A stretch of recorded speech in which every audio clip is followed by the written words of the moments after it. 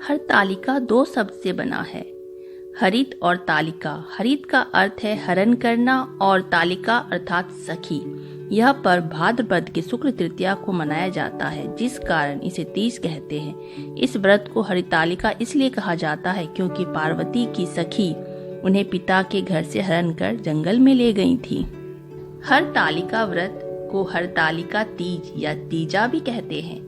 सौभाग्यवती स्त्रियां अपने सुहाग को अखंड बनाए रखने और अविवाहित युवतियां मन मुताबिक वर पाने के लिए हरितालिका तीज का व्रत करती है।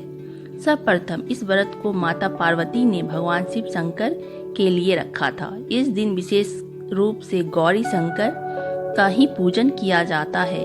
इस दिन व्रत करने वाली स्त्रियां सूर्योदय से पूर्व ही उठ जाती हैं और नहा धोकर पूरा श्रृंगार करती हैं। पूजन के लिए केले के पत्तों से मंडप बनाकर गौरी शंकर की प्रतिमा स्थापित की जाती है। इसके साथ पार्वती जी को सुहाग का सारा सामान चढ़ाया जाता है। रात में भजन कीर्तन करते हुए जागरण कर 3 बार आरती की जाती है और शिव पार्वती विवाह की कथा सुनी जाती है। लिंग पुराण की एक कथा के अनुसार मां पार्वती ने अपने पूर्व जन्म में भगवान शंकर को पति रूप में प्राप्त करने के लिए हिमालय पर गंगा के तट पर अपनी बाल अवस्था में अधोमुखी होकर घोर तप किया। इस दौरान उन्होंने अन्न का सेवन नहीं किया। कई वर्षों तक उन्होंने केवल हवा पीकर ही व्यतीत किया। माता पार्वती की यह स्थिति देखकर उनके पिता अत्यंत दुखी थे। इसी दौरान एक दिन महर्षि नारद भगवान विष्णु की ओर से पार्वती जी के विवाह का प्रस्ताव लेकर मां पार्वती के पिता के पास पहुंचे, जिसे उन्होंने सहर्ष ही स्वीकार कर लिया। पिता ने जब मां पार्वती को उनके विवाह की बात बताई तो वह बहुत दुखी हो गई और जोर जोर से विलाप करने लगी।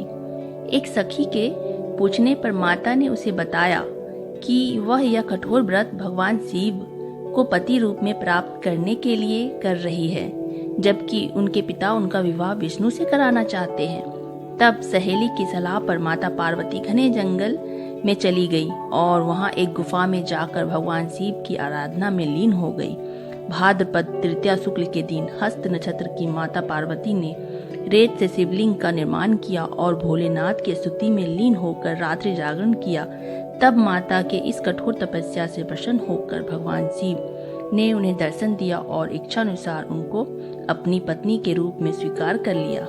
मान्यता यह है कि इस दिन जो महिलाएं विधि विधान पूर्वक और पूर्ण निष्ठा से इस व्रत को करती हैं, वह अपने मन के अनुरूप पति को प्राप्त करती हैं। साथ ही यह पर्व दाम्पत्य जीवन में खुशी बरकरार रखने के उद्देश्य से भी मनाया जाता है। उत्तर भारत के कई राज्यों में इस दिन मेहंदी लगाने और झूला झूलने की प्रथा है।